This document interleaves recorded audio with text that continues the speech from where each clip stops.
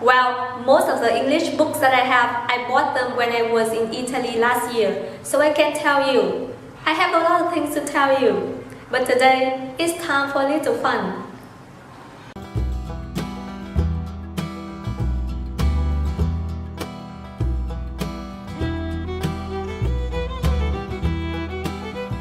First of all, I got to tell you that I have so much memory with this book. Outliers by Malcolm Gladwell. This is the first Gladwell's book that I bought, obviously because of, that's right, his hair. I mean, look at this gorgeous. You see it? This is the kind of hair that I want. I might get this hair someday. Anyway, after reading Outliers, I ended up having all other 4 books of the author. See how much it costed me? I brought it with me in my trip in Turkey last year. There was one night I was on the night bus from Istanbul to a small town in the middle of Turkey, which is like 700 kilometers away. So you know, it's a long drive. And it was past midnight and I couldn't sleep. So I took the book out to get some sleep. Well, that's what most people do with books, right? So I took it out and I read it and I read it, and at some point I started to cry. There are 2 stories in this book that really sucked me up. So let's see, it's 1 or 2 a.m. I was literally crying on the night bus, running to nowhere with all sleeping strangers around me. And I'm pretty sure that I scared 2 awake people on the bus, the driver and another guy. So they just didn't want to disturb me, like, let her be. The more I thought about those 2 stories, which clearly didn't end well, the more convinced I was that that would be my life. And that's it, I'm done. It's kind of funny looking at it now, you know, crying over a business book. Well, it's not really a business book, but whatever. But let's be real. I mean, I was alone, I was traveling alone in a completely strange country, so I was definitely more emotional than normal. I could cry over anything. If you want to know those 2 stories that saddened me for a few hours of my life, well, you've got to get the book and guess. Another Gladwell's book that I want to talk about is The Tipping Point. This book has some impact on my life. Well, all the books have some impact on my life, but particularly this one, because after reading The Tipping Point about 1 week, I had a class of digital innovation. So I came to the class and I found out that what I was studying in the class was exactly the same as the main ideas written in this book, just in very, very different expression. So the book had stories and the class had math.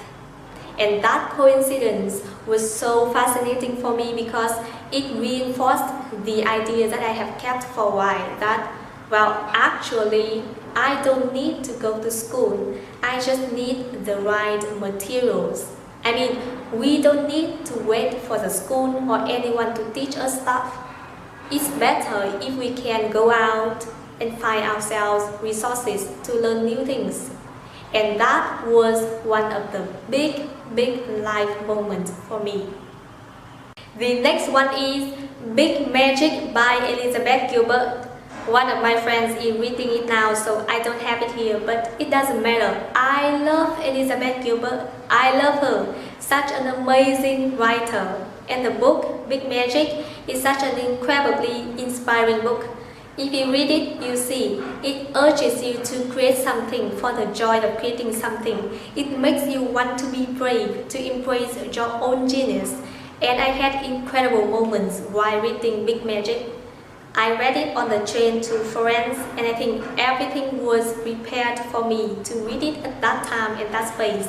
I mean, beautiful words coming out of the book, the silence on the train, the sunlight through the window. And it was the first time in a long time I could actually stop and look back my entire life. All the memories coming to my mind vividly, and I remembered myself when I was a kid. I was always a curious kid. I remembered how creative I was, just creating stuff all day, drawing, singing, building castles out of paper and bamboo sticks. And I realized that, wow, I haven't seen that kid in me for a long time. And I realized that I missed her. I mean, she was cool, she was brave, she was completely happy in her own world, not caring anything about other people. And I missed her. So I was still on the train and the book was still open. And for a moment, I said to myself and to her, "Buddy, I am not going to let you down." Now, the last one is, no, it's not a normal physical book. Somebody tells me that the greatest book that you can read is yourself, and I totally agree with it. Do you know how cool you are? Do you know how amazing you are? Well, you might think that you know, but you actually don't, because most of us don't spend time reading the book within ourselves. And I think we should start doing it now, because you don't want to miss the chance, do you? So start looking inside.